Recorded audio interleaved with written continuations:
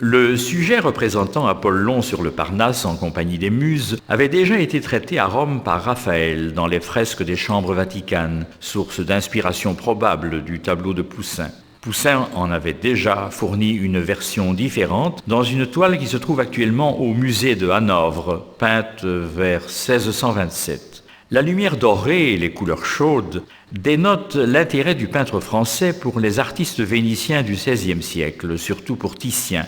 En effet, Poussin avait séjourné à Venise en 1623, puis il eut l'occasion d'approfondir la connaissance des œuvres de Titien à Rome, où les bacchanales, peintes pour Alphonse d'Este, se trouvaient depuis 1623. D'autre part, l'agencement mesuré des figures révèle aussi le fort ascendant de la sculpture classique sur cette inspiration du poète. Le classicisme qui caractérise la manière de se peindre n'est pas une prérogative exclusive dans la première moitié du XVIIe siècle. On peut au contraire le rapprocher de ce que proposaient pour leur compte certains artistes émiliens séjournant à Rome à la même époque, tels Annibale Carracci, Guido Reni ou le Domenichino.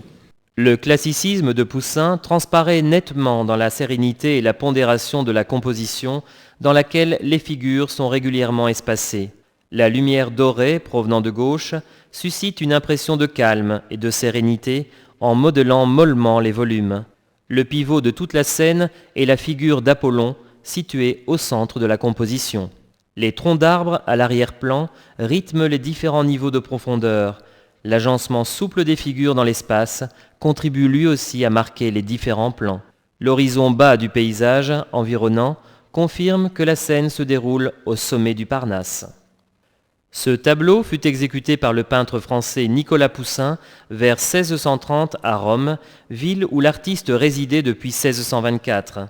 Sous l'influence de la sculpture antique et de la peinture de Raphaël, Poussin y donne naissance à un langage classique basé sur la mesure et l'équilibre qui s'oppose au dérèglement du maniérisme et au naturalisme cru de la peinture caravagesque.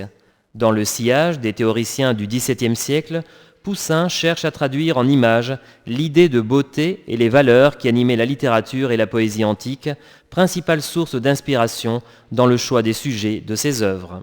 Ce tableau est connu sous le titre de « L'inspiration du poète », même si le sens qu'il faut attribuer à certains détails est encore assez obscur. La scène se déroule sur une hauteur, sans doute le Parnasse, qu'habitaient, selon la mythologie, Apollon et les Muses. Le dieu, reconnaissable à la lyre qui repose sur ses genoux et à la couronne de laurier qui ceint sa tête, est assis sous les arbres, tandis qu'à ses pieds sont posés des poèmes anciens comme l'Iliade, l'Odyssée et l'Énéide. Apollon se tourne vers le jeune poète qui s'apprête à écrire, le regard inspiré tourné vers le ciel. Sur la droite, une muse observe le jeune homme. Elle est habillée à l'antique et tient une flûte à la main.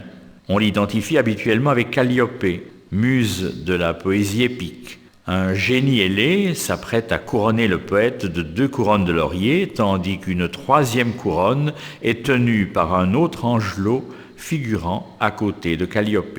Dans le symbole des 3 couronnes, on a vu parfois une référence à l'union et à la correspondance expressive entre la poésie, la musique et la peinture, conception que Poussin partageait.